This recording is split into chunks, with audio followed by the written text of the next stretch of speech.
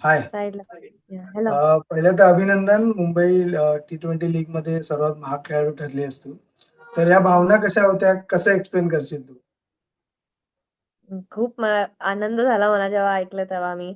आणि Mumbai premier league हेच होतंय हे खूप खेळायला पण खूप मोठी गोष्ट वाटते. तर खूप आनंद झाला. मुंबई क्रिकेट असोसिएशनने व्यासपीठ दिलंय तुम्हाला. आता पहिलंच वर्ष आहे. तर ह्याला तू एक अपॉर्च्युनिटी म्हणून कसं पाहतेस? म्हणजे तू ऑलरेडी चांगली परफॉर्मन्स केलेला आहेस, पण ही एक चांगली अपॉर्च्युनिटी आहे तुम्हाला, मुलींना खास करून मुंबईच्या. तर त्याकडे तू कसं पाहशील? म्हणजे इकडे तसं तर सगळे असे WPL स्काउट्स आणि हे सगळे असतातच. आणि लाईव्ह पण टेलिकास्ट होतंय, तर ह्या म्हणून अजून चांगली अपॉर्च्युनिटी म्हणजे आम्हाला सगळ्यांनाच. तर इकडे जेवढं बेटर करू आम्ही, जेवढं चांगलं करू, तेवढं आम्हाला पुढे जाण्याचं खूप हे वाटतं. स्कोप आहे. पुढे जाण्याचा स्कोप स्कोप आहे. आहे या. अ, पण एक्स्पेक्ट केलं होतं एवढी महाग बोली लागेल? कसं आहे? म्हणजे तू लाईव्ह पाहत होतीस का ती? मला आणि म्हणजे नाही, लाईव्ह मी बघितलं नव्हतं. मी सेशन मध्ये होते आणि म्हणजे मला काहीच आयडिया नव्हती किती बजेट आहे, काय काय नाही. मला ओके. नुसतं मी आईला फोन लावला आणि विचारलं काय झालं. मी तर हे विचारलं की कुठल्या टीम मध्ये गेले.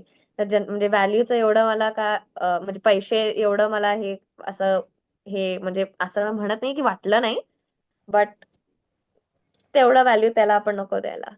ओके. WPL मध्ये मे बी अनसोल्ड होतीस लास्ट ह्या वर्षी. तर ती धाकधूक होती का? म्हणजे तशी, की बाबा IPL हे पण ऑप्शन आहे. ती धाकधूक वगैरे असं काही होतं का? इथे म्हणजे दोन्ही ह्याला मी एवढा विचार नाही केला. जे होईल ते होईल म्हणलं. आणि ज्यात आहे त्या खुश राहायचं. 19 वर्षाखाली क्रिकेटमध्ये ट्रिपल सेंचुरी करणारी पहिला तो रेकॉर्ड व्हायच्या एक आधी मिनिट, माहिती होतं की एक सेकंड, तुमचा आवाज कट झाला. परत परत बोलाल सॉरी. का प्लीज? तू ट्रिपल सेंचुरी मारलीस. तुला तो रेकॉर्ड आहे की होणार, असं करू शकते, असं काही कल्पना होती का ती खेळी करताना? तसं तर मला माहित नव्हतं रेकॉर्ड कितीचा आहे. आणि स्टार्टिंगला तर 100 झाले. त्यानंतर मला वाटलं बाहेर बोलवतील मला कारण रिटायर करू शकतात. तर मग 150 झाले, मग 200 झाले, मग 250 झाले. मग ते करत करत गेले. तर मी असं कधी विचार नाही केला रेकॉर्ड नाही तर असं काय. बॉलला बघून खेळत होती, मारत होती, तर तेवढाच. असं विचार नाही केला रेकॉर्ड बद्दल असं. तू आधीपासून तुझं क्रिकेटची जर्नी आपण पाहिली, म्हणजे वाचली आम्ही. ती बॉक्सिंग, कराटे आणि असा क्रिकेट असा प्रवास आहे. तू पहिल्यापासून काय क्रिकेटपटू व्हायचं असं काही ठरवलं नव्हतंस. तर हा कसा योगायोग जुळून आला? त्याबद्दल काय सांगशील? म्हणजे असं आहे, मला बॉक्सिंग आवडायचं, मला करायचं होतं. बट म्हणजे असं आजूबाजूला बॉक्सिंगचा कुठला क्लास नव्हता आणि बघितलं तर. आणि कराटे होतं.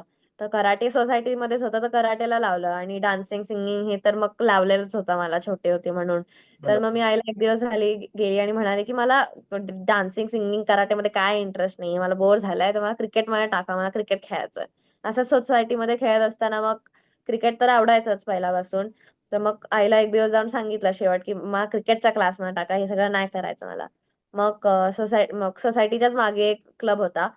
तर तिकडे मग तिकडे मला पाठवलं आईने क्रिकेटच्या ह्याला. म्हणजे 8व्या बर्थडे नंतरच लगेच मला आईने तिकडे एनरोल केलं. मग तिकडं मग स्टार्ट झालं. मला आवडायचं क्रिकेट पहिल्यापासून. पण अशी क्रिकेटची आवड घरापासून, म्हणजे घरात क्रिकेटचे फॅन्स जास्त होते, वडील, आई असं तशी लागली की तुला? म्हणजे क्रिकेटकडे कसं ती आवड निर्माण कशी झाली तुझी? म्हणजे असं घरी असं कोण क्रिकेटचं वेडं असं कोण नव्हतं. बट सोसायटीमध्ये टेनिस बॉल खेळायचो, नाहीतर असंच चालू असायचं ना. आता क्रिकेट तर तेवढा कॉमन स्पोर्ट आहेच मग आवडायचा. मग तोच तसं हे असं कोण क्रिकेट घरामधून असं काय होतं असं काय नाही. मला आवडायचं म्हणून मी चूज केला. ओके. मग तेव्हा घरच्यांची रिएक्शन काय होती? तू जेव्हा म्हणालीस क्रिकेट खेळायचंय मला. कारण कसं आहे, पहिले घरचे घाबरतात. बाबा सीझन बॉलने खेळायचं, लागेल मुलीला, लहान आहे. अशी असं काय तर काही रिएक्शन रिॲक्शन होती का? नव्हते. असं काही रिॲक्शन नव्हती. माझे आई-वडील म्हणजे आई-वडील दोघंही लगेच मला मी आज सांगितलं, की उद्या मला क्रिकेटमध्ये टाकलं आईनी. तर म्हणजे असं भीती म्हणून काय नाही. बरं. जे मला आवडेल ते मला करून दिलं. पण तू मूळची पुण्याची, तुला आता मुंबईत यावं लागलं. तर तो तुमचा शिफ्ट होण्याचा डिसिजन तुझ्या क्रिकेटसाठी घेतला घरच्यांनी. तो किती डिफिकल्ट होता घरच्यांसाठीही, आर्थिक जुळवाजुळव सगळी, आणि तुझ्यासाठी कसं लहान वयात आपण शिफ्ट होणार.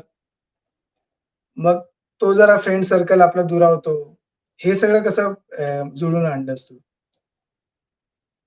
जसं होईल तसं होईल म्हणजे बघितलं असं पहिले तर लॉकडाऊन होतं आणि लॉकडाऊन संपल्यावरच मग आम्ही डिसिजन घेतला की जाऊ मुंबईला. तर तेव्हा मग माझी बहीणची 10वी राहिलेली आणि मग बहीण आई बाबा बाबा आणि ताई घरी असायचे पुण्याला आणि मी आणि आई मुंबईला असायचो. तर आम्ही स्कूलला लाईक परमिशन काढली की 3 दिवस पहिले मुंबईत असणार आणि मग राहिलेले 4 पुण्यात. मग पहिला 6 महिने तर आम्ही असे अपडाऊन करत होतो. आणि काय बोलत होता तुम्ही? नाही, नाही. तू कंटिन्यू कर. हा हा असं मला वाटतं तुम्हाला काही विचारायचं होतं. नाही मग पहिला 6 महिने आम्ही असेच अपडाऊन करत राहिलो आणि कधी पाऊस पण पडायचा तर मग जो प्रॅक्टिस व्हायची ती पुण्यात मग इंडोर माहित होतं आणि मुंबईत एवढं काय माहित नव्हतं तर पुण्यातच मग प्रॅक्टिस व्हायची. मग त्यानंतर जॅन मध्ये मला मुंबईचा एक प्रोबॅबल अंडर 15चा कॅम्प होता. मग तो कॉल आल्यावरती मग एकदम कंटिन्युअस झाला आणि मुंबईचे कॅम्प्स कंटिन्युअस लागतच असतात. मग प्रॉपरली मग मुंबईत मी आणि आई ते सेटल झालो आणि त्यानंतर माझी एकदा बहिणीची परीक्षा 10वी संपली की मग तिला पण मुंबईत मग शिफ्ट झालं. मग सगळे एकसाथच आम्ही चौघं मग मुंबईतच राहत होतो. ओके. क्रिकेटपटू बनण्याव्यतिरिक्त अभ्यासात काय रुची आहे? काय बनायचं असं ध्येय आहे का? म्हणजे जसं बरेच क्रिकेटर, इंजिनिअर वगैरे आहेत. तुझं तसं काही तसंही लक्ष आहे का?